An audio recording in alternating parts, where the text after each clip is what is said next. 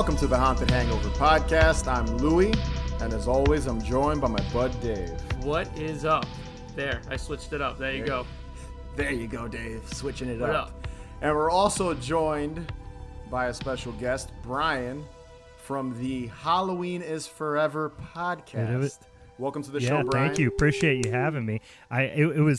It's awe-inspiring to see that the famous intro, the famous Louie and Dave intro. My bud Dave. People what's always up, say guys? that. Like I've heard it so many times to see it come out of your mouth.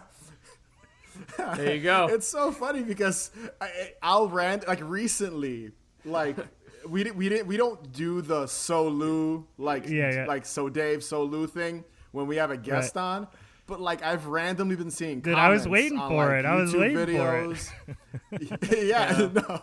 I've been trying to switch it up. Whenever we have a guest on, we try to switch it up. But when we have a guest, we don't do the so Lou, so Dave situation. But it is funny just to kind of see people reference that or leave comments. I've seen it about That 4 is times. funny. It's kind of weird, but. Dude, people I don't even It's know. an just organic so part of Lou. the show. You guys don't even think about it, but I've heard it 100 times listening to the show. So here's something that's kind of funny to me.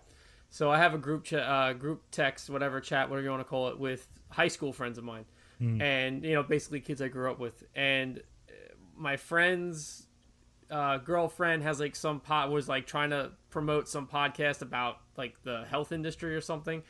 And they were talking about podcasts, and then suddenly, 4 of my friends that I don't even know listen to my podcast are like, I listen to your podcast. Your podcast is really good. And I'm like, I didn't even know. Dude, I did the same thing. I was at my kids' sports game. My one daughter's a cheerleader for the little kids, football team. And one of my buddies said something about, I said, my friend Meg, who's on the show, he's like, I know Meg. I know her dog's name. I know all that shit. That's so funny. To the show. I was like, It's so I mean, funny. it's cool, but He knows more about her than you do, bro. probably. Listening to the show so much. But speaking of your show, tell us a little bit about Halloween is Forever. Tell us about it. Tell us about your podcast. Yeah, I appreciate it. So we just started, man, back in the early part of the summer of this year, so back in June. It's my friend Meg and I who have been talking about doing this for a long time, and we made another mutual friend who's kind of acquaintance. We all work in the beer industry in some capacity or another, but we all kind of are kind of bonded. We said we connected through beer, bonded through horror. That's kind of like Steve, kind of our other co-host Steve, I think, kind of coined that. Mm-hmm. But we record it once a week, and what we do is we pick a topic, subgenre. It can be just some random topic. We did summer camp slashers. We did religious horror. We did, favorites, Halloween, sitcom Halloween episodes. And we each pick our favorite or one that we feel is, particularly poignant representation of that particular topic or subgenre. And then we argue and just tear into each other about it. And then we vote. And we usually all vote for our own, not always. But then we go to second best, and whoever wins, gets to wear the belt. We have a wrestling style belt, for the amazing. month. And then whoever wins the next episode is a mini-sode. We do that once a month, and we have a mini-sode where someone gets to pick whatever movie they want, and the other two, well, all 3 of us, have to watch it no matter how absolute shit it is. And then we talk about that. Fair. Yeah, and so it's a punishment episode, or redemption episode, depending. And we talk about spooky Halloween-related stuff, not just horror. We kind of touch on all different topics, kind of adjacent to horror. So obviously Halloween falls very much in that. Yeah, and speaking of Halloween, talk about the holiday, its importance to you. Why is Halloween super duper important to you personally? Yeah, I'm it's funny because my wife called me after work, because I'm work from home, especially during COVID, I don't travel a lot. So she got home from work and I went out and I'm hanging a bunch of bats from all the trees in my yard and finishing up my outdoor, my outdoor display, because I have a huge, outdoor display and stuff. And and she had to call me on my cell phone and be like, aren't you recording a podcast in like a half hour? I'm like, oh shit, I gotta go inside. But yeah, it's just always been something for me. You know, it's always been like kind of a family thing for me, especially. You know, we talked a couple times on the show. I had my late aunt. She was a huge Halloween. I mean, she got like married on Halloween night, kind of thing, and she used to just do these huge parties and listen to you guys talk about how, you know, going to family like Halloween parties, stuff like that in a recent episode, like that really connected with me because that was a huge thing for us. Scavenger hunts. Yeah. I'm happy that you can do that. Yeah, it was huge for us growing up, and we've kind of kept, like I said, my aunt unfortunately passed away like a decade ago, but we still kind of keep that tradition alive and that flame for Halloween, you know, burning bright for sure. No, you got to keep it burning all year round, especially in like January, February. You know, that's when you need it the most, right? Yeah. Who needs Christmas? Just keep Halloween going through December. Right. But it is funny because I always feel like every time we ask people these questions, it's usually like nostalgia based. Like everyone just kind of has this nostalgia for Halloween, and then usually family, because like Dave's mentioned like his uncle, right, Dave? You've mentioned your uncle that showed you horror films and Halloween, and the Halloween party, the infamous Halloween party your mother threw. Well, I wanted to say one thing. So when I'm gonna give a spoiler alert here, today's topic is Halloween commercials. Oh, really? Is it?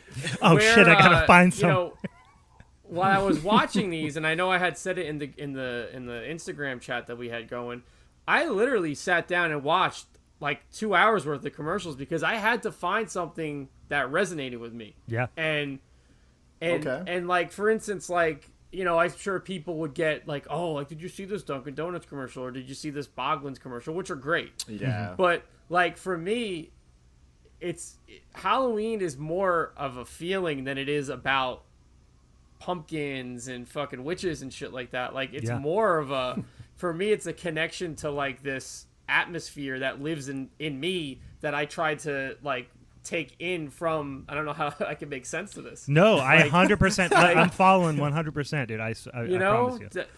Yeah, because like that's why. Like, go ahead. No, I was gonna say every year I try to, because I 100% agree. Like there is something that hits and sticks with you, and it can be nostalgia based, but it doesn't even have to be nostalgia based.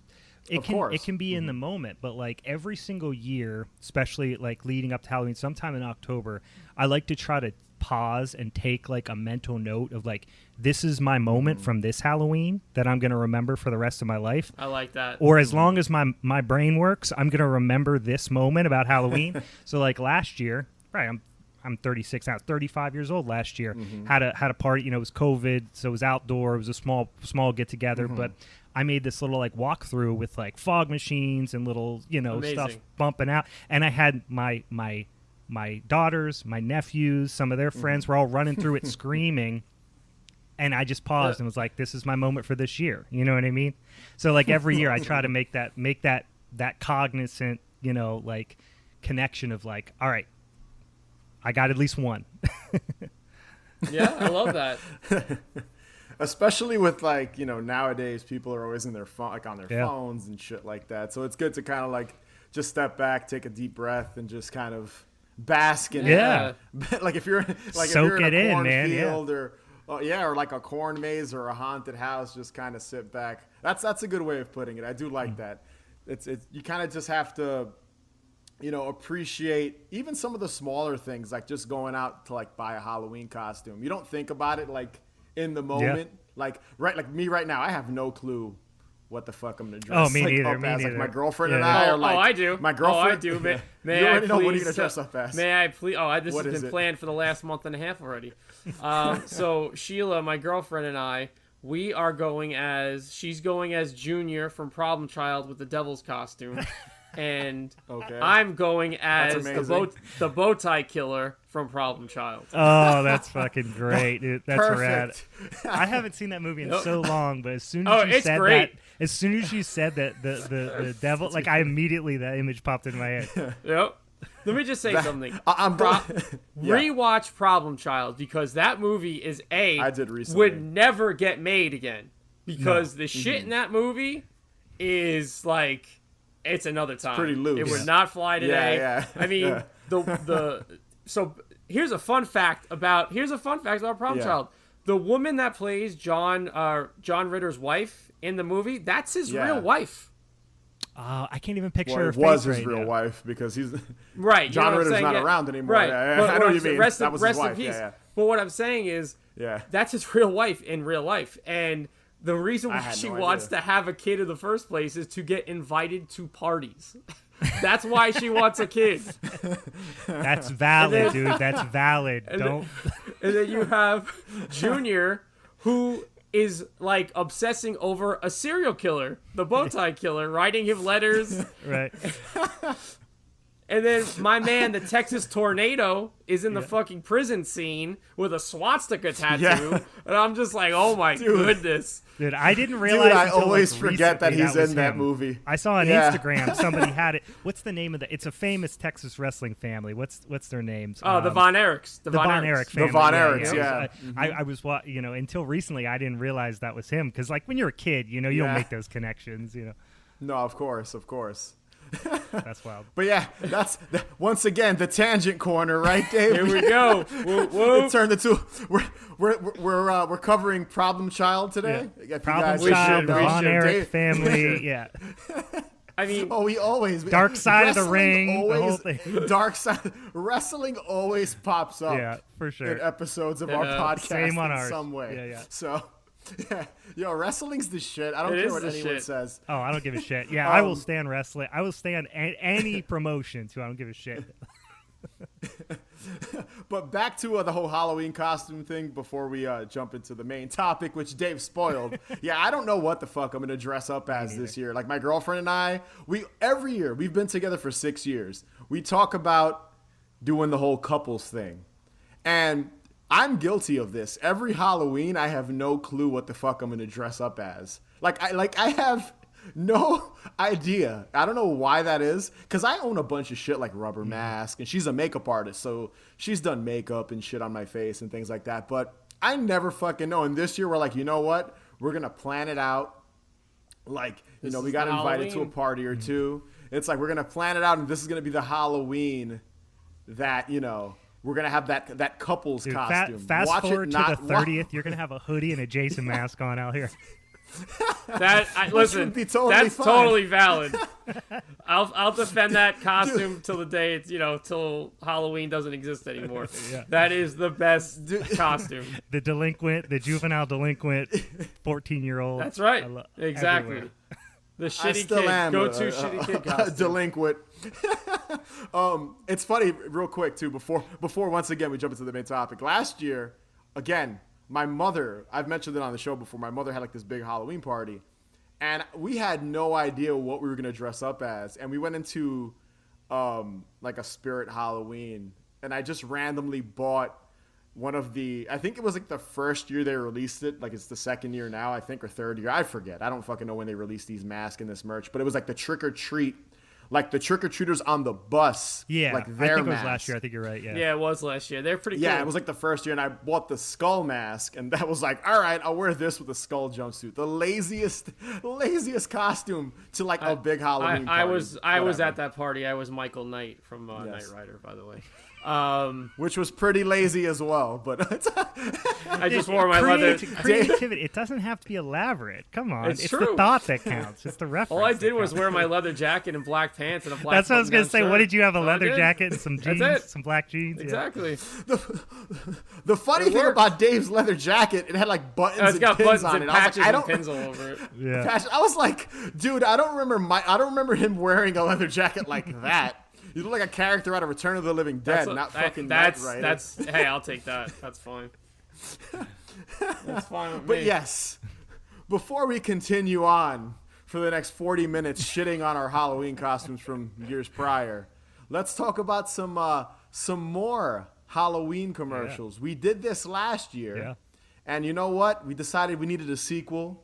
We needed to bring it back. We all love. I'm sure the three of us love Halloween commercials, new and old. Sure. Because we do sometimes. I don't know. This year, I don't think any of us picked anything contemporary this year. You know what? I almost did, but then I went with the old standbys for sure. Yeah. Last year, I think there were a couple of newer commercials. But yeah, Brian, since you're our guest, hit us with your first pick. All you ghouls and goblins gather round. Time for chills and thrills, so party down. No matter who you like to bite, you're gonna want Coors and Coors Light tonight. Coors Light's beer wolf is there. Fun is everywhere. Get ready for excitement when Coors is on the scene. 'Cause anything can happen. On a Coors and Coors Light Halloween. So again, I went with we did that Halloween sitcom episode, earlier in the year, and I was the only one that went with some throwback stuff. I went with the Stevel episode of Family Matters.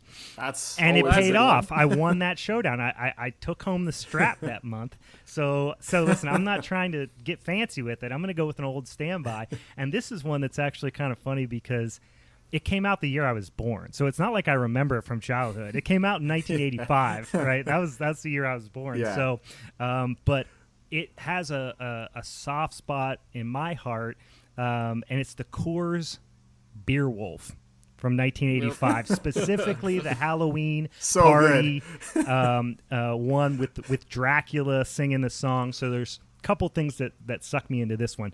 First of all, anybody doing a Dracula voice, I'm fucking here for it. Like I don't care how bad it is. You do like a fake, like I want to suck your blood kind of accent, I'm here. And if you sing it, I'm doubly in for it. So I love the song. Like this song will absolutely, it is an earworm. Every time I listen to it, it's in my head for 3 days. And I just love the particular line where he says in the Dracula accent, the phrase "party down." I just like, how can you not be in love with Dracula suggesting that you should party down? It's freaking awesome. And there's like this weird little, like slightly creepy, like element of it where there's a woman who comes up and there's this really creepy clown mask, and then she turns around. It's on the back of her head. It's like kind of oddly disorienting. That shit's awesome. And and then you have the freaking beer wolf himself. So full disclosure, I work in the beer industry, and I've spent like 7 years working for Coors. So and I still have a lot of friends that work there and stuff like that. So every chance I got, when I would get in front of like the Coors and Coors Light like marketing people, like we'd be out to dinner or whatever, I'd be like, "Where's my fucking beer wolf, bro? Like, please." And in Golden, Colorado, they have a giant beer wolf like statue. That's amazing. I have a picture of it on my phone. One of my friends who still works there, because I made some comment about it on social media, and she was like, she sent a picture of it to me. So like the beer wolf is still lurking around Golden, Colorado somewhere, and they got to bring it back. There's no way they can't, especially when like all this nostalgia stuff is so like popular right now. Yeah. I'm just waiting. Like I'm gonna jump out of my chair when I finally see that commercial again. Hey, Bud Light tried to bring back Spuds McKenzie, so I can see Coors trying to bring back everything's the beer wolf. coming back, right? Yeah. Are you too familiar with Uncle T-Nuck? Oh, it does not ring. Yes, I'm not. It doesn't ring a bell. Yeah, no. I know. Okay. So on Instagram and Twitter right, and stuff. So yeah. Listen, Uncle T-Nuck, if you hear this, I apologize if I'm gonna butcher your brand. I'm not trying to, but he's got. That's what we do here too. We do that too. We butcher people's brands. He's got like this nostalgia brand, and he does a lot of like old metal shit. And the Beer Wolf is one of his like things he does. And if you look him up, I'll send his page through our chat on Instagram. Yeah, please do. Every Halloween he does something about the Beer Wolf, and he has a Beer Wolf costume or something. That what? I have to look into it more, but I think he either sold it or gave it to somebody. But you have to look at it because he's doing a whole thing on it. Nice. And that's how I know the Beer Wolf, because I'm straight edge. I've been straight edge my whole life. I don't drink. I know nothing about beer. So like when I found out about this, I was like, oh wow. And then I saw the commercial that you picked, and I was like, I mean, I obviously knew what it was now, but what I'm saying is, like I didn't know at, maybe like 10 years ago. I was like, oh, the Beer Wolf, what is this? So yeah, he has like an entire, it's like a jumpsuit that has like the mask, I think, I'm not sure if it's connected to it, but it's wild. It's got the hat and everything. I wonder if it was like, because you see promo stuff walking around. Like I used to travel around the country or whatever for work, and I'd go to meetings at like a wholesaler, and you'd see like a standee, like a Beer Wolf standee, and I'd be like supposed to be presenting some like marketing, some sort of marketing plan, and my eyes kept being drawn over to that Beer Wolf, and I would be like, hey guys, how much you want for that Beer Wolf? Like, I'm about to walk out. I would carry that on a plane home. I don't give a shit. Those standees go for a lot of money when you look when you check on eBay. Yeah. Crazy. And I always forget how long was his run, because it was kind of before our time. Yeah, it definitely was. I don't like it had to have been like maybe early 80s to like, because the Elvira marketing Coors thing was probably right after this commercial, I'm guessing. For sure. Like I think the Beer Wolf was like really just in the like mid 80s. I think it might have been like, I'm going to guess 82 to 87, 88. And then I think it was out. But they brought him back. He wasn't just Halloween. They brought him back for St. Patty's. They brought him back for a couple different things. But certainly not long enough, man. Long live the Beer Wolf. Yep. Agreed. It's funny because we recently did on our Patreon page, we covered a bunch of Elvira commercials. And Dave, I think you chose one of her Coors, Coors Light, like the Halloween, the beer of whatever the fuck she says, like the Halloween beer, the official beer of Halloween. And there's no Beer Wolf. And that must have been like 86, 87. Yep. So I'm guessing like you said, they kind of brought him. They would get rid of him, like bring him back. And then I guess in the 90s, because I don't remember seeing him in the 90s at all. I think he was done by then. But there were a couple incarnations of the Beer Wolf, I think. Because like the one in this commercial, like he's pretty beefy. Like he looks like he's rolling at about like 230 fighting weight. Like he's a beast. But there was other ones where he's like a little scrawnier and a little more cartoonish kind of looking and stuff. So this was my favorite Beer Wolf, because he looked like he could do some damage. He looked like if he dropped down on all fours, he would be the werewolf at the end of American Werewolf in London. He jumps through and knocks the cop's head off. Like I kind of think he might be related to that one a little bit. But later on, I think they tried to make him a little more friendly. I wonder if he was like too scary, maybe a little bit for like primetime commercials. I don't know.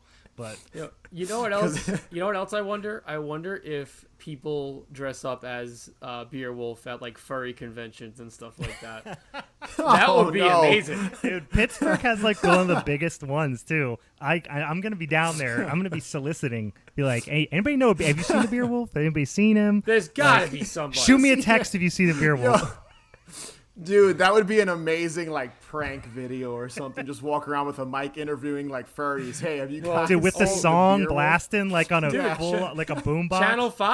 Channel 5 does it. The old gas no brakes. He went to a furry con and it was amazing. I would love to go to one and just fucking just take it in. Dude, my buddy used to work downtown. He used to work in the building right across from the hotel where they hold the convention. And the week of the convention, they got no work done because they all just sat there at the windows watching all the stuff going on in the adjacent buildings' windows. Like there are some stories like that are maybe. I don't want to know what's going on. That's for the furry episode. That's for the furry episode. Yeah. We'll keep that in. We'll keep that on deck for a future episode of our podcast.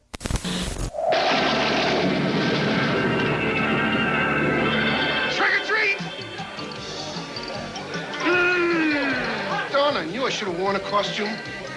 Yo, Bo Peep, what you got in your bag? Introducing Roy Rogers' Big Chicken Deal. 2 plump and juicy pieces of fried chicken, hot, crisp fries, and a fresh baked biscuit. Roy Rogers' Big Chicken Deal, just $1.99. Don't you even think about it. Okay, like I said, this was I had to really watch a bunch to really pick some that really like I was like, okay, I'm fucking with this. So I chose a Roy Rogers Big Chicken Deal commercial, which aired in 1987, apparently during Disney's Scary Tales. I'm not even familiar with what that is, Disney's Scary Tales, but really? that's when. You know what that is? I'm drawing a blank on it. Please elaborate. I don't remember. It's not something I watched a lot, but I know it's like it's like an infamous. What kind of clown doesn't know about Scary Tales? No, I do know what it is. No, I it's don't like know a lot about it. Wasn't it like a VHS? I think it was like a VHS I honestly, like Disney special. Yeah, I don't know. Or I think it aired on TV, and then like I just know people that have owned like laser disc of it, and I always hear people talk about it. Well, the three of us are kind of around the same age, so we were like infants when this came out. Right. So I've never been like a hardcore so... Disney person either. So like I watch the good ones and stuff, but like I don't know a whole lot about that world. Yeah, I mean, so Dave, what's in this commercial? When I was little, I was way into it, but I don't think.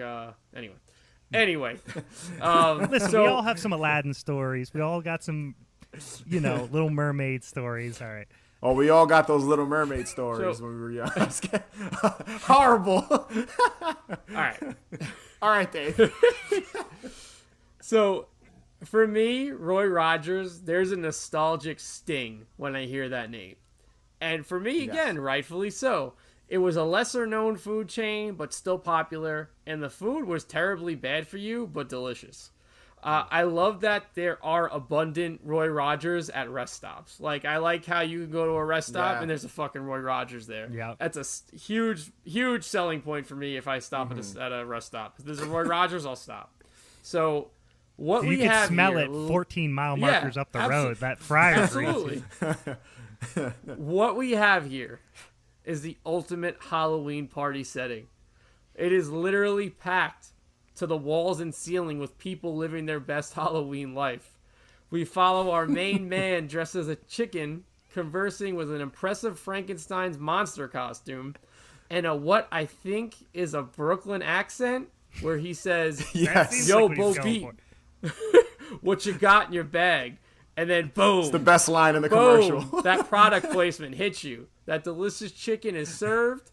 And I really like that there's like this purple light that's kind of in the background that's like purposely put there. And it's got that like production value, like white shimmer to like a lot of things that they had in the 80s, which I really liked. Like that was like, I know it's like something like very minute, but I really love that kind of thing. Like that little thing, I love it. So,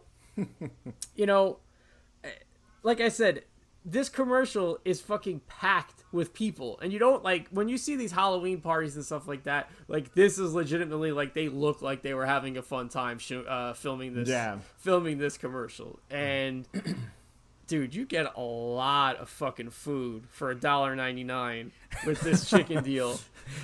The good old days. Two pieces of chicken, fries, and a biscuit. $2? $2.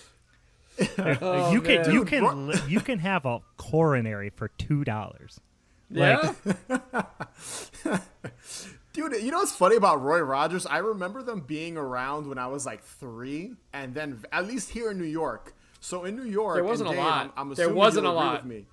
There wasn't a lot. No. But like at one point there were a few, and then they vanished, and then came back like 20 years later. But then they vanished again. Weren't they trying to make like a resurgence recently? And they opened one up in like Long Island. I think they opened one up. And then out of nowhere, you don't hear about them anymore. They're at rest stops. Really That's weird. What I'm saying. Weird They're chain. Fucking rest stops. Yeah, I barely see them at rest stops. I think literally the only place I've ever had Roy Rogers is at a rest stop. Like we don't have them here. I mean, we might now. I don't know. Yeah. Like I didn't grow up with them at all, but I heard of them and. The only time I would ever see him was like we were going on vacation. We were going to the shore. We were driving across Pennsylvania through New Jersey. Or maybe we were going to like Bethany Beach or Dewey Beach or something like that. And we would pass them on a rest stop. Like that was the only time I would ever see them. But like Dave, you're 100% right. This feels like this scene could have happened at a different point in the night. of the Beer Wolf party. Like it could be the same party. Yes. You know what I mean? I love that. That is Like- a great. Like that Great shimmer, add-on. that lighting, that like kind of like hazy, like Yep. lit background for sure. This could just be like they ate, then they got some Coors Lights in them, and the Beer Wolf showed up and just You know what? Here, let me add on to this. I bet you the POV from the Beer Wolf commercial could have been the chicken, and he was just making his way to another party. because he was just like, because if you come to a Halloween party dressed as a chicken, like you're setting yourself up to kind of get like fucked with a little bit. Like, come on, everyone's gonna mess with you if you're dressed as a chicken. So Yeah. I want to know what he felt like afterwards, after having that fucking Roy Rogers meal and then pounding down a couple and of wiping Sure, all it's that fucking grease on his delicious. chick. He didn't get his security deposit back. That's for sure on that chicken costume because he has grease all over it. It's a wrap for that chicken costume after that night. Can you identify who it was that frightened you, ma'am? I'll try. This Halloween, terrifying creatures are on the loose at Taco Bell. It's them! Wanted Goosebumps at Taco Bell. Slappy's Candy Keeper, Cuddles the Horrible Hamster, Rapid Mummy, and Skullmobile. Get 'em now. Goosebumps collectibles only at Taco Bell. So my first Halloween commercial, this is what I'm titling it, Taco Bell Goosebumps lineup commercial, because It's a good one. I don't know if commercials have titles, so I make mine up. Yeah. That's basically what I Sure. always do. But to me this one's pretty magical. So here's my breakdown of the commercial. We have a cop or detective, I'm guessing, and it kind of looks like they're hanging out in central bookings. That's what I take it as. That's what, like a precinct of some kind or something. And there's a woman there, and he's asking her who frightened her. And a lineup of monsters show up. I don't know what you call that. I'm assuming it's a lineup, right? Yeah. That's what do you call It's like the that usual area when suspects, you're- scene, usual suspect, yes. Yeah. Good way of putting it. And you're behind the two-way glass, and the woman's there. She looks really concerned. And in this lineup, you've got an alien, a werewolf, a Grim Reaper, all kind of looking all menace. They're all menacing and Grim scary. Reaper looks awesome. They kind of each have, Yeah. Oh, awesome. All three creatures, like the designs are, I wish you got a better shot of the alien. It's kind of like a wide shot and that's it. Yeah. You don't ever really get a close-up shot of them. But yeah, the detective, basically he's like, can you try to pick try to pick the one that scared you? And basically what ends up happening is the culprit are these set of Goosebumps toys that are sitting, it looks like they're on the floor. Yeah, or they're at like something. a little table nearby. Like, Yeah, a they little just table abandoned on the side. premise so fast. Yeah, and they've each got their own little like number, like prison number, like prisoner number in front of them. And these toys are fucking awesome. And I've got in my notes here, I've got what each one is. You've got the Slappy Candy Keeper. You've got Cuddles the Horrible Hamster, which I had that Yeah. one. Then you've got the Rapping Mummy. And then you've got Skullmobile, which is basically Curly, Goosebumps. That's like their mascot, or he was their mascot a little later. In the beginning, I don't think he existed. And they're all there. They all look fucking amazing. And like I said, I believe I had the Cuddles Yeah, one. they're very cool. I had the curly. I fucking definitely had the lost. curly one. I might have had multiple. Like I definitely remember. I didn't having have the any of curly them. one. But I just love the ridiculous concept of this. Like, this is some Academy Award winning shit. Like, someone was like, you know how we're going to market these toys? We're going to just put them in a lineup and have a woman pinpoint which one scared Yeah, her. they storyboarded So- this shit. Like they had it all Yes. written out. Yeah. I love it. There was definitely a budget behind this one as well. I do like how you guys. It's funny because I feel like all these commercials kind of had They that. Like, just definitely- great production Yeah. value in all of them. But the sad thing when I watch like this one specifically is, it always reminds me of how shitty, like, again, I don't have kids. Dave doesn't have kids. Brian, you have children. So like Happy Meals aren't this exciting anymore. Kids meals aren't this exciting. Now, it's funny because I just took my kids to McDonald's for the first time, like, in years. Not that I'm, like, above McDonald's. Like, I will definitely sneak off and get a quarter pounder. But, like, it was the first time my kids were, like, because of the Happy Meal toy, and they've got all of these Disney characters with little backgrounds right now. And they went and got them. They were all excited because they had, like, Jasmine and something else, Yeah. And they went and got them, and I was kind of like, oh, these are kind of cool. Like, if I was a kid, like this wasn't my bag necessarily, but they were pretty psyched on them. So I was like, maybe they're stepping their game up a little bit. I don't know, because I do agree. I feel like when I'd see commercials for them, like they seem to not really be leaning into that stuff as much as they used to. Yeah, but maybe they are again. I don't know. I get it. Like, I think we've talked about it on a previous episode how like fast food's just frowned upon. Basically, it's looked at as like, you shouldn't be eating this. Yeah. Or they're trying, like McDonald's specifically is trying to like rebound from all the bad press they've gotten in the past. Sure. So I guess that's kind of why they don't push them. I also don't watch like TV, I guess, when like they're marketing like for children. Mm-hmm. So maybe I'm missing the like McDonald's Happy Meals or kids meal like commercials that air. Let me say one thing. Mm-hmm. I am a big advocate of cereal. I love snacking on cereal. Ever since I was a kid, I fucking love cereal. So I like to snack on Fruit Loops. Fruit Loops is usually my choice of cereal to snack on. So I had opened the box and I had no idea this was in there, but there was a fucking toy in there. And I'm telling you, the excitement was exactly the same as a child. It was called a Bowl Buddy, and it's a little, like, one of the each cereal had like the mascots, like Tony the Tiger, the Rice Krispies people, whatever. I got the Tony the Tiger Bowl Buddy, and literally it's a little piece of plastic Tony the Tiger that you put on the edge of the bowl, and it just sits there. Dude, and it that's watches beautiful. You eat. We used to have it's that. amazing. Bowl caddies. I mean, you remember that episode of Ren and Stimpy, right? When they had the bowl caddies? Yeah. Like that was a thing when we were little. I'm very excited to hear that bowl caddies are making a comeback. I was like, but I'm not like, and listen, we joke around, and we love nostalgia and stuff like that, but I'm not kidding. I had no idea this toy was in this box, and I'm like, oh shit, there's a fucking toy in here, and it excited me. It really did. It truly did. And I was texting my girlfriend. I'm like, I don't mean to sound stupid right now, but there was a toy in my cereal, and I'm fucking so stoked about it. Listen, you're speaking I'm in my late language. 30s, and this is the highlight of my day. Oh yeah! I literally missed the conference call. I was so excited about the toy in my box. No, like I would absolutely buy a cereal, even a cereal I'm not crazy about. I would buy if there's a cool if toy I in it? saw Absolutely. there was a toy in it. 100%. Yeah.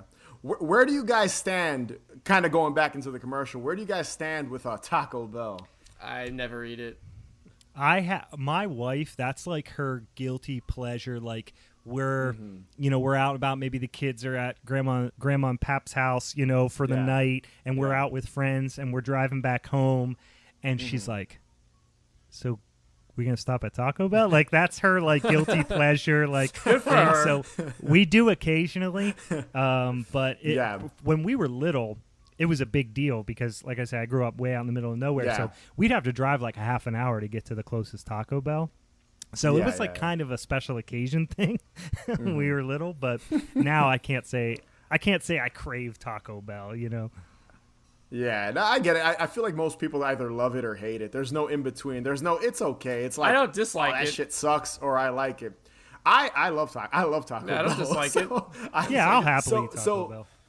Like for me, so I forget if I've mentioned this on the show. Like I'm a vegetarian, like a strict vegetarian. So like I can't really eat Burger King. Like they have the Impossible. I don't like those like type of burgers. That's not my thing. Okay.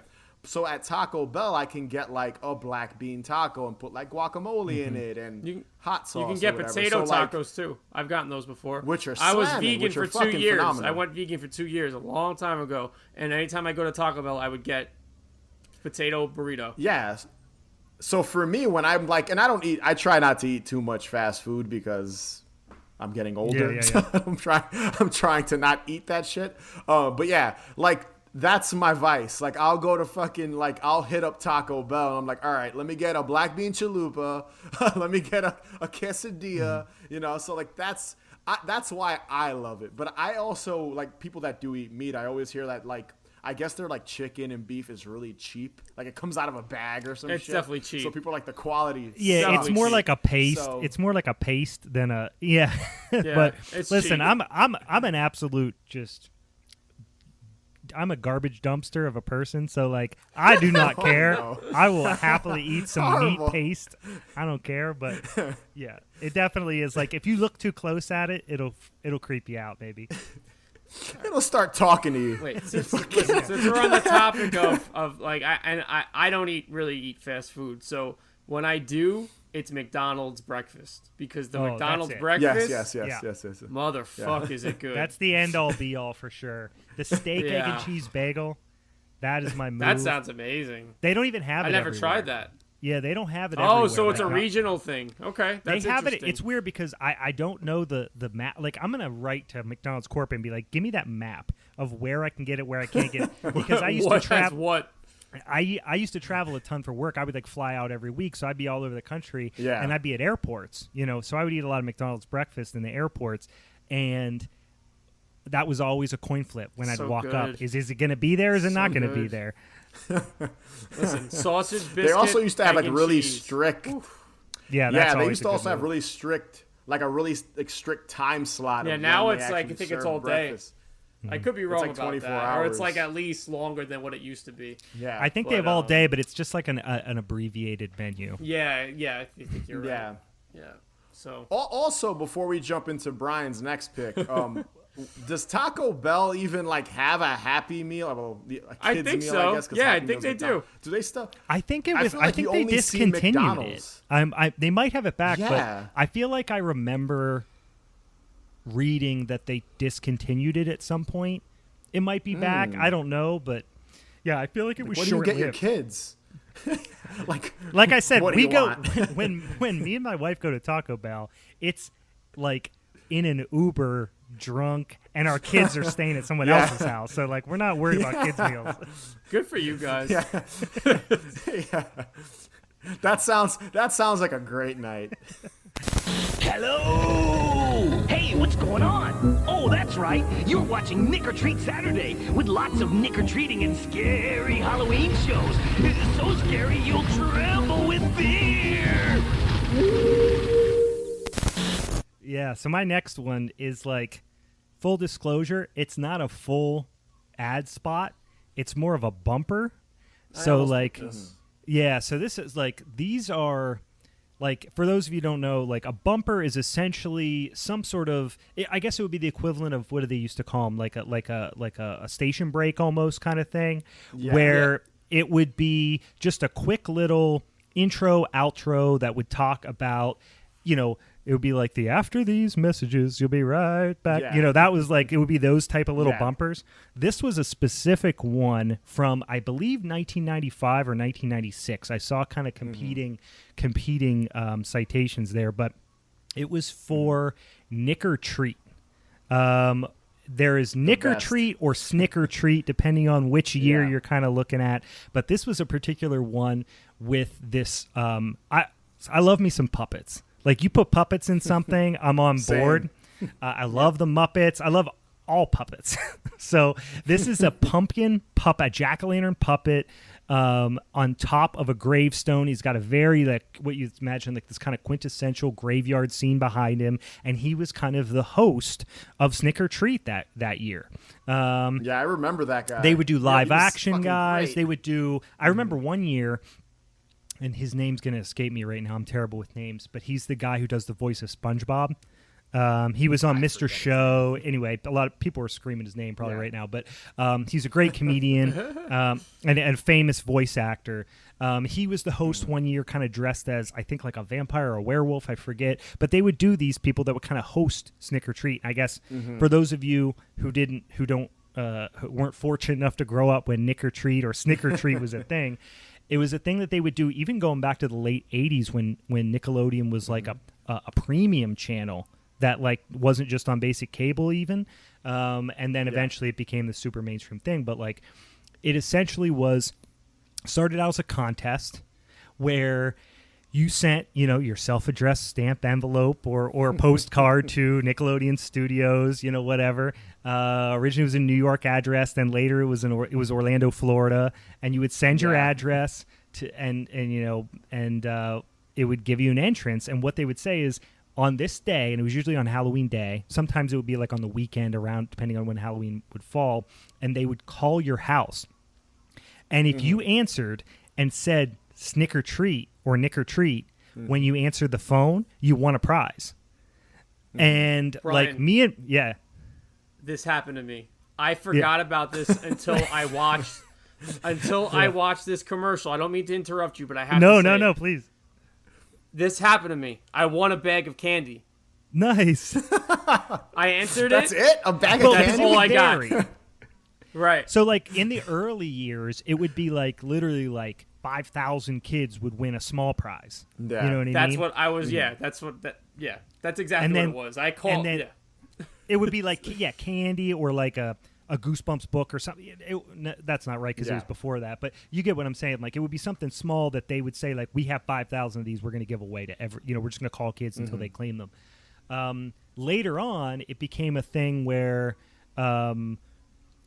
When it was Snicker Treat, even, it happened obviously on Saturday night during Snick, and they would call you, and if you called, you were thrust into this like game where you played like a virtual reality style game on the TV while you were talking, and you were like trick or treating from house to house, and you would pick the house you wanted to go to. And I remember there was a tie-in with like Our Real Monsters where they had like the monsters in the house and stuff. It was fantastic. But I remember specifically like me and my little brother waiting like all day on Halloween day, like well before trick or treat, and the phone would ring.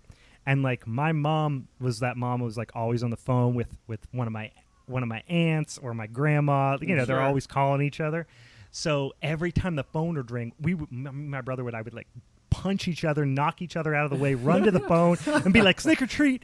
And my aunt would be like, "Where's your mom at?" And we'd be like, "Stop calling! You're gonna ruin my chance.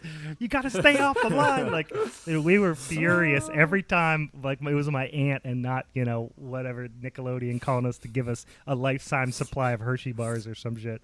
It's amazing. This bumper, you know what it reminds me of, that pumpkin? And I think this was one of my picks last year when we did this.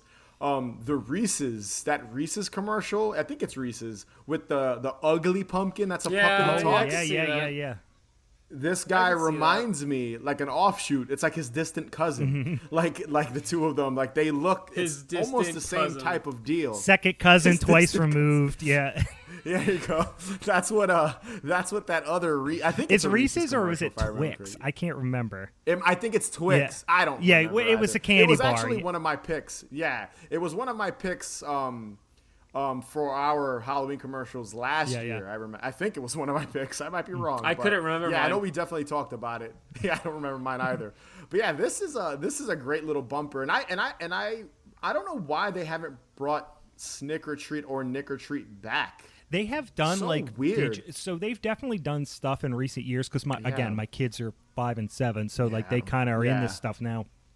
And there's definitely things they do where they do like a whole day of spooky episodes of whatever shows, and like SpongeBob will come up and like a QR code will pop up in the screen, and you got to hurry and run over to the TV and scan it with your phone. But like, that's cool. My kids are little; they don't got phones. You know what I mean? So I'm out there like doing the dishes, and all of a sudden I hear them screaming like, "Dad, get in here! You got to scan this!" And I'm like running. So it's kind of similar to me and my brother sprinting to the phone, awesome. but now it's 36-year-old me breaking my ankle trying to get to the TV with my phone.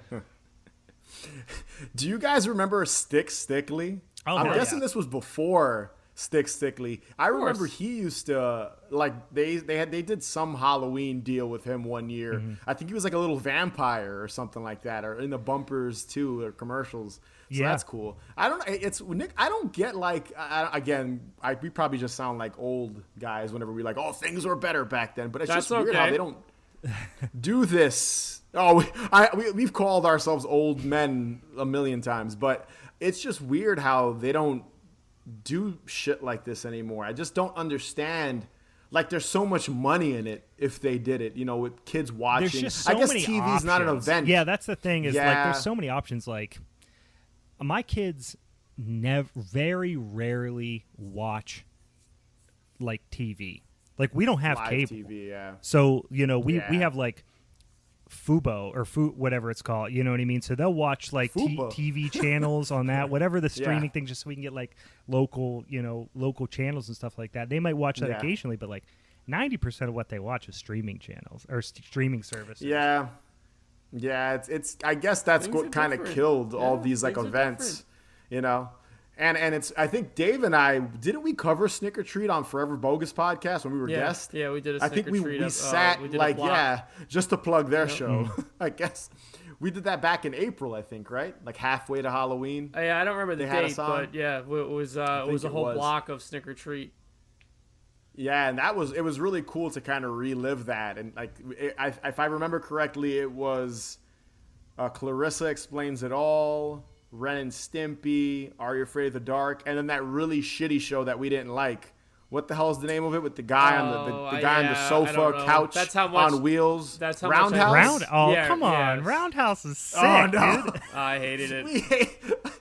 It probably doesn't. We hated it. I say it's sick not having seen it in 20 plus years. So like, who knows if it's good? But we used to love Roundhouse, and I just remember, man, when you would be tuning in to Snick and you saw Yeah. that couch pop up, and they would be Yeah, like, yeah, they did a yeah. great job of like building anticipation for that. Like me and my brother, Yeah. that was our whole Saturday night with Snick. Yeah. Look, to defend Roundhouse, the episode in that block kind of sucked. Yeah. It wasn't really like Halloween related at all. Yeah. Like not a single jack o' Yeah, I lantern don't or know. anything See, popped that's up in no that. good. And we were like, and I get it, it's like an improv show with like teenagers or whatever, Yeah. but like I also think all of that even had like a Halloween episode, if I remember correctly, or at least had some like theming around and that. probably a lot of the affection that I am pushing onto Roundhouse is actually for all that. You know what I mean? Like I'm probably giving Roundhouse some credit that belongs to all that, because in my head there's probably a lot of that like kind of meshing together in my brain. But All that was the superior show. oh yeah, the show was undoubtedly, decent. undoubtedly. Agreed. Haunted Mansion at Long Branch is a living, breathing nightmare of more than 30 incredible rooms, each with its own very special surprise. Wander through its myriad of secret passageways and winding labyrinths. Discover the graveyard of the living dead and its unimagined terror. There's Renfield and his spiders, the Prince of Darkness, Count Dracula, and many more. At the Haunted Mansion at Long Branch, it's waiting for you. So, my next commercial pick is The Haunted Mansion in Long Branch, New Jersey, which apparently aired in 1978. So, this was a haunt. It was advertised a lot in New York as the world's largest haunted attraction. This commercial was aired regularly during spring and summer on WPIX Channel 11, WNEW Channel 5, and WOR Channel 9, again in New York. This haunted house was destroyed in a giant electrical fire that started beneath the Long Branch Pier on June 8th, 1987.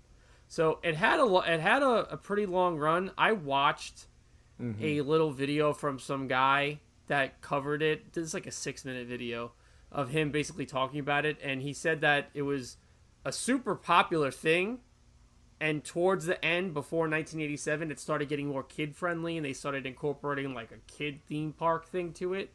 But this thing looks amazing. So in this commercial, we have a montage of different rooms and characters, apparently more than 30. We get a girl in a cave, a classic hooded ghoul making close-up maniacal faces at the camera, a possible witch, which is like leaning over a fence, a dude eating spiders with his bud Dracula hiding him in his cape. The DIY aspect of this commercial, while very professional looking, especially for a local ad, is fucking perfect. It's full of atmosphere with the narrator. So I found out that the dude that narrated this is someone who's pretty well known in that field of work. His name is Bode Dorian of Turner Classic Movies and the voice on the recorder from The Evil Dead. That's fucking awesome. Yeah, so I was like, I didn't holy recognize shit. his voice at all. Then we are treated to the info for the haunt, and this is probably my favorite aspect of the commercial. It has the best spooky dripping font in yellow, and this is just something that would speak volumes to me as a kid if I saw it. And Lou, I think we should recreate this commercial. Just saying. We're gonna have to. It's a great I was trying to commercial. figure out when I was watching it. No, I was trying to figure out if this was a walkthrough attraction or like one of the like dark rides where you go into a little cart.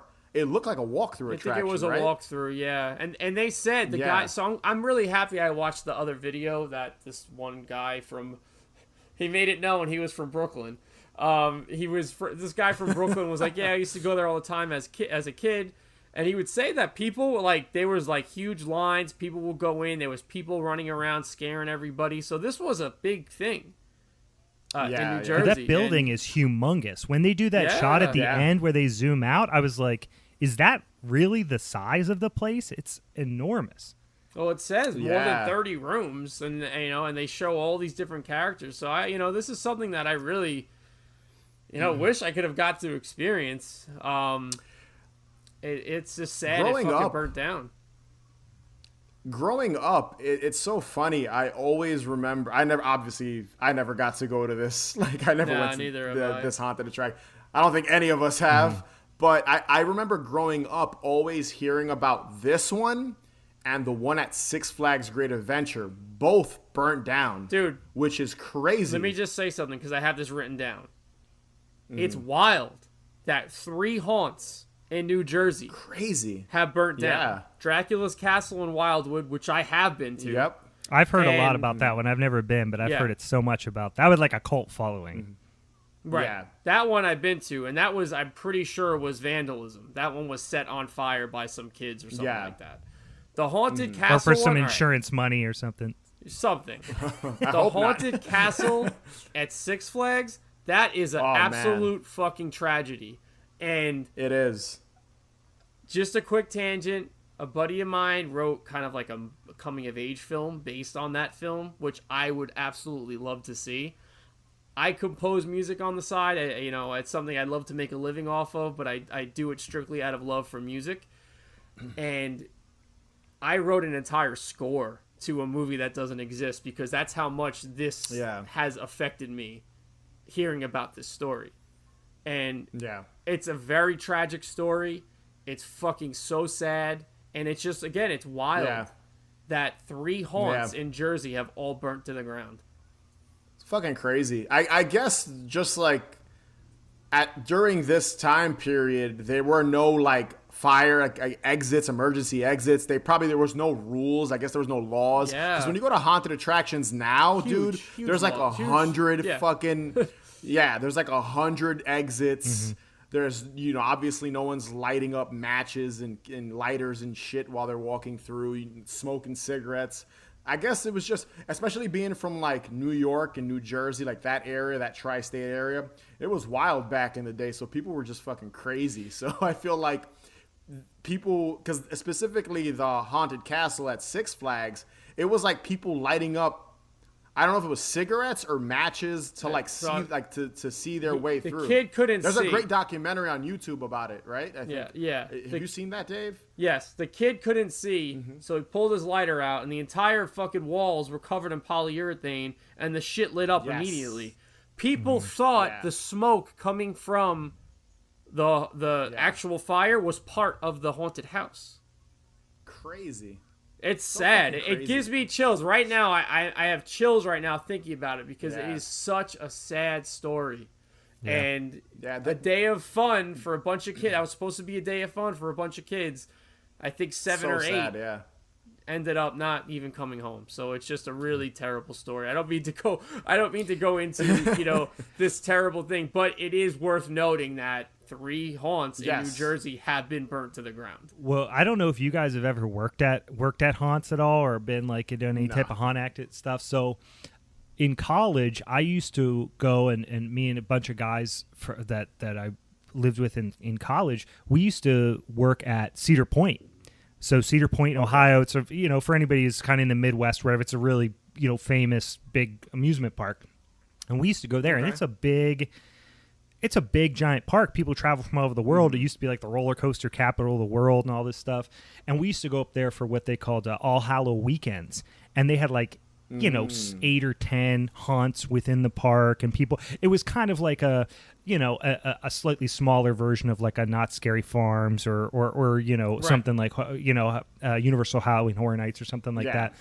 And even then, at a big corporate amusement park, things were pretty loosey-goosey. Like we used to. I remember one time we did this every Halloween. It was so much fun. But I remember they would just be like, "Hey, your job is to stand in this room and throw trash cans against the wall." And like they were old style like metal trash cans, so they were all beat up. And I remember my buddy got like a giant cut down his leg. Had to get like 14 stitches, and he came out, just his shoe was covered in blood, and like we're the only people there. We're not even full-time employees. We're just like there seasonal help, and they're like, yeah, man, you should probably go to the hospital.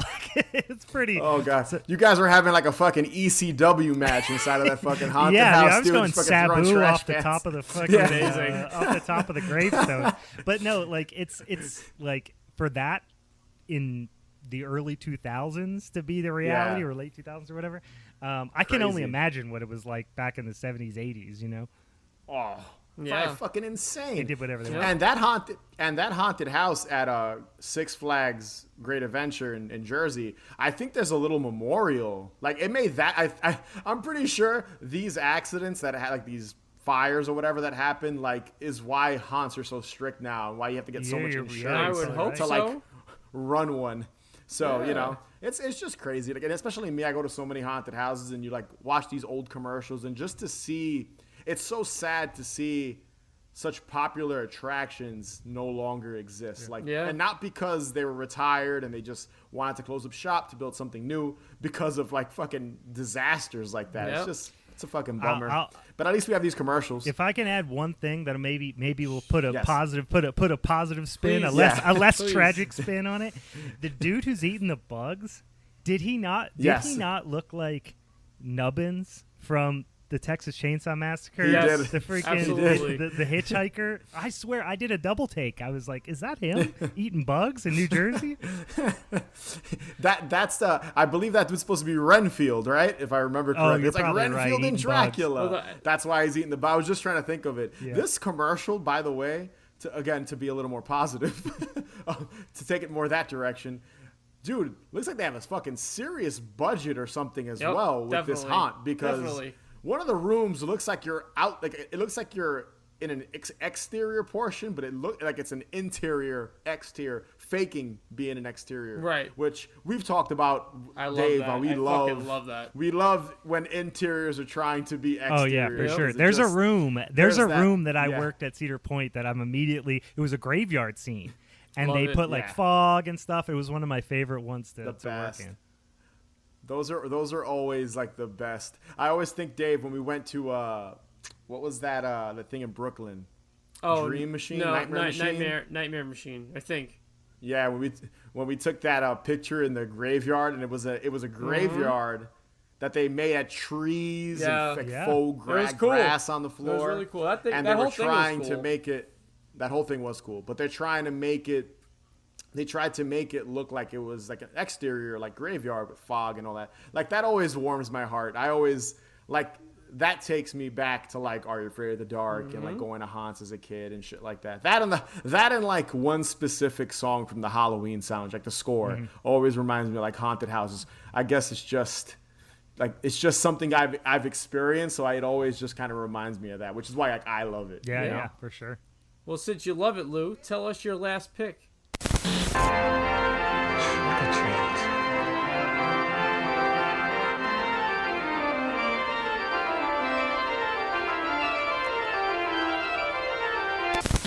So on the subject of haunts, because of your pick, Dave, this is it's good that we kind of did this in this order, because my commercial, and again, I'm also kind of like you, Brian. I'm this isn't technically a commercial. I don't know what the fuck this is a short film. Basically, I have an idea of what this is, and there's a reason why I chose it. And I didn't get a date on this, just like my previous pick. Both of these I'm assuming are like mid to late 90s. So my second pick is for Madison Square Garden. Now, I think this is one of two things. It's a bumper that aired.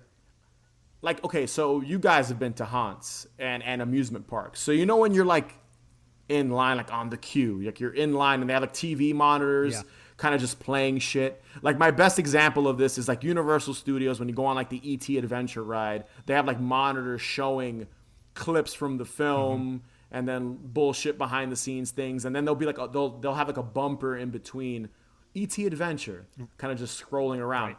I think this was a bumper that aired on screens inside of Madison Square Garden. And I'll get to what Madison Square Garden is in a minute because I have a lot to say about Madison Square Garden. So in this, whatever, commercial / bumper, whatever the hell we're going to call it, you basically have this kid dressed up as a jack-o'-lantern, and he's trick-or-treating inside of an apartment building. And this is like the sketchiest looking apartment building I've ever seen. It basically looks like, remember Joe's apartment? Yep. Remember, with all the roaches? It reminds me of like the apartment building he lived in that movie.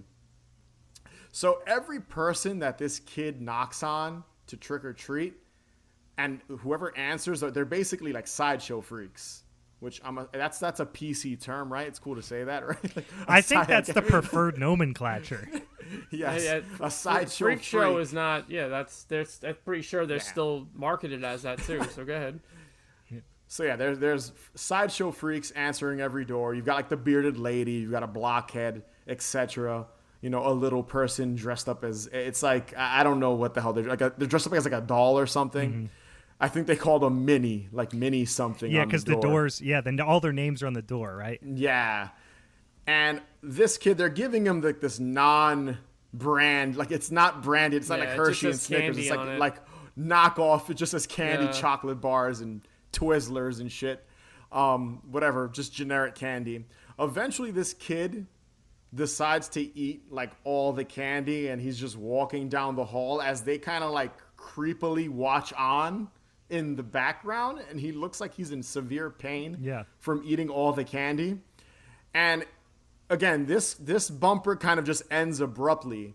It cuts to like these random shots of like strobe lights in like this creepy hallway, and then we have like this dude, he's basically sharpening up an axe, and then we get these awesome shots of Madison Square Garden's mascot was a jack-o'-lantern wearing an eye patch, like a pirate jack-o'-lantern, basically.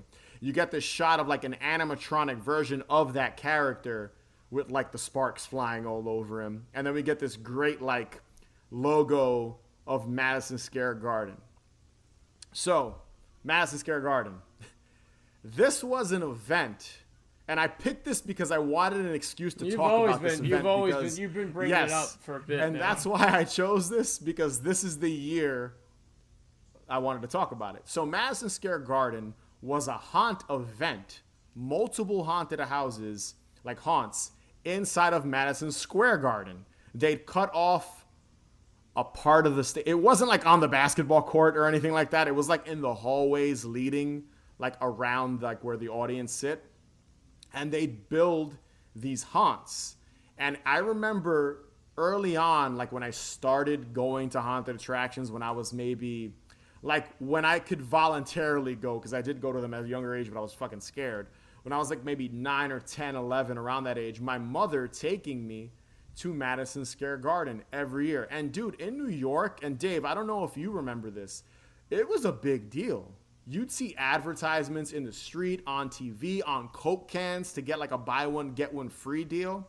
I remember it. I never went to it. And the reason why I never went to it is because I heard it wasn't good.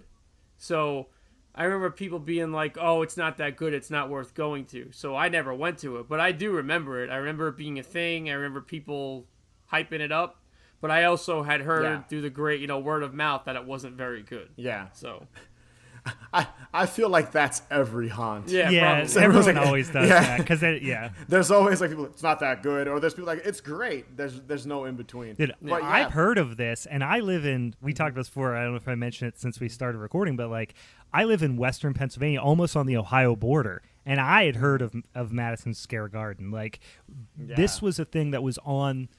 I think I remember seeing it on like, it's like CBS Sunday Morning or something, some sort of like nationally syndicated, like news show that my parents were watching. And I remember thinking like, oh my God, that looks incredible. I want to go to that so bad. Yeah. But it was a big deal here. It was like you'd see like, on the buses, on the subway, like I said, you'd see advertisements for it. And I went consecutive years. I think I went at least 4 times.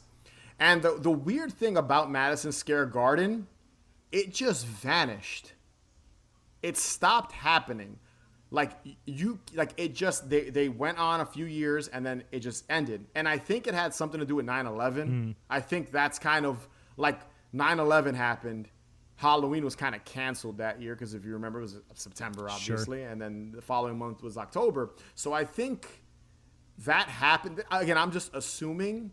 And they stopped and never brought it back. Because I don't remember being 16, 17, 18 in the early 2000s and going to that haunt. They had started something else called Nightmare, which might have been the same people. But Madison Square Garden just disappeared. And what's weird is Dave and I have talked about maybe just doing a show on Madison Square Garden. But, dude, there's no information on strange. This place. It's almost like some Mandela effect shit. Like I went to that, but it didn't. Like it's almost like it didn't happen. And I've gone on eBay, I've Googled, and every now and then you'll see someone selling like a vintage T-shirt from the event with that eye patch wearing jack-o'-lantern. Right. Someone will be selling like one of those like scary sound tapes that they were selling at the event, a picture of a Coke can with the advertisement on it. There's very little information for something that I feel was a big deal. And Brian, you said you even heard about it. Oh yeah, this is something I heard of. Yeah, this was definitely something that like made national news. You know what I mean? Yeah. Like people knew about it for sure. Everyone knows MSG. Like everyone knows Madison Square. Like Square I was a Garden, Knicks fan as a kid too, so like anything about it, I was psyched. This reminded me, and I wonder because you were saying about how you wonder if this ran in like the line or whatever when you went in. Yeah. We had a similar. It wasn't anywhere near like this, but they did something vaguely similar at what used to be the Civic Arena, which is where the Penguins, Pittsburgh Penguins, play in downtown Pittsburgh. And they would also, have like Disney on Ice, whatever would come to town. Yeah, of course. And they would run these during these extended, because this spot feels like it's like a couple minutes long. It's way longer than a normal commercial. They used to run that stuff on the Pittsburgh local stations during the Penguins games. Like they would be like during a period break, they would have a normal commercial break, but the whole thing would just be this big long ad for whatever thing was happening at the Civic Arena. So I wonder if that's like in the local market, it ran during like Knicks games or something like that. Maybe because when you go on YouTube and you just type in Madison Square Garden, this is the only thing that pops up. I did notice that. You're right, yeah. So I'm guessing whoever, and the user's name is Pamela Clinkard? Yeah, Pamela Clinkard, right? We all know Pamela. Yeah, she's getting a free shout out on the Haunted Hangover podcast. But yeah, she's like the only person on the web in general that has any information or anything. Dude, this is some event. Channel Zero shit. It's weird, dude. Yeah. It's fucking weird. Honestly, it's like I almost want to write a script. Yeah, about Pamela inserting these memories into your brain. Yeah. And it didn't fucking happen. I was never at Madison Square Garden. But I always try to go back in like the memory bank and think about, the haunt and if I have any memories like from like what some of the themes were for some of the haunts. And I have one memory, and I remember the theme being like a giant fridge with like butchers and shit in it. And like the whole room was like cages with strobe lights. They pumped in like cooler air with air conditioners to make it feel like a giant fridge. And there were dudes wearing, you know, whatever, smocks and shit covered in blood. And I vividly remember that being one of the haunts. And then also they had a 3D, and I remember this being one of the first of that I ever went through, where it was like a haunt that you walk through with 3D glasses, and I still have my pair of 3D glasses in like that's amazing. a picture album or something. Yeah, so I have to find them and take a picture to post up on our like Instagram. But yeah, dude, it's almost like, it's sad. It's almost like this shit never happened. It's like and I feel like more people, you get all these like nostalgia pages and shit like that, and no one ever post about Madison Square Garden, because I guess there's not a lot of information about it out there. So I picked this simply because I wanted to talk about Madison Square Garden. That's fair. So, and like I said, Dave and I, we've talked about like maybe like doing a show on it, but there's not enough out there about it. Like, yeah, it's all coming from Louis' memory, but we're talking fucking 20-something years ago. You know, this is what I'm going to be Googling at 1 a.m. laying in bed tonight. We're like, Madison Square Garden, that's still fair. Shots. Dude, fair. I was looking for like someone. I'm like, someone must have snuck in a video camera and recorded at least one of the haunts. But no, not even that. And remember, back then haunts were really strict, and video cameras were also, even like in 95, 96, 97, 98, video cameras were still kind of huge. Right. Like they weren't like iPhones are now. They were a pretty decent size. Yeah. So I'm sure if someone walked around with that, they'd be like, nope, cut that off. You can't, you can't film. So not even pictures, dude. Really weird. And I hope they bring it back one day. It'd be awesome. Oh, that'd be sick. The return of Madison Square Garden. Dude, I would make the drive. I'd make the drive for it. I'd be hyped. I'd be hyped to hell if that happens one day. Maybe it will. Yeah. Who knows? Hi there, Howard here, and I'm back to give a spooky shout out to this month's patrons. Big thanks to Arachnid Andrew R, Bloodsucker Bryant U, Scary Sam Fran, Jackal James F, and new this month, Shocker Sheila M. If you would like a spooky shout out on the show, be sure to join our Patreon. We currently have exclusive episodes of the podcast, our blog, and plenty more Halloween goodness to come. You won't regret it. I'll catch you guys later. So those were some more Halloween commercials. Brian, thank you so much. Yeah, thank you guys for having me. This was a blast, Pleasure. man. Yes, so much fun. I'm sure we'll have you again in the future. We'll have you on. Right on. Let people know where they can find you and your podcast. Yeah, you can listen to me and Steve and Meg, my co-hosts, on Halloween is Forever podcast. On all your major podcatchers, whatever the kids are calling them these days. And we're also at Halloween is Forever on Instagram. It's at Hallow Forever on Twitter. Halloween is Forever podcast on Facebook, or we have a Gmail. You can hit our link tree. That'll get you wherever you need to go.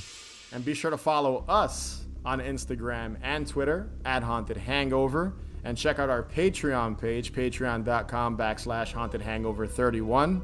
And if you could rate and review us, that would be greatly appreciated. And remember, the best cure for a hangover is more booze. Later, guys.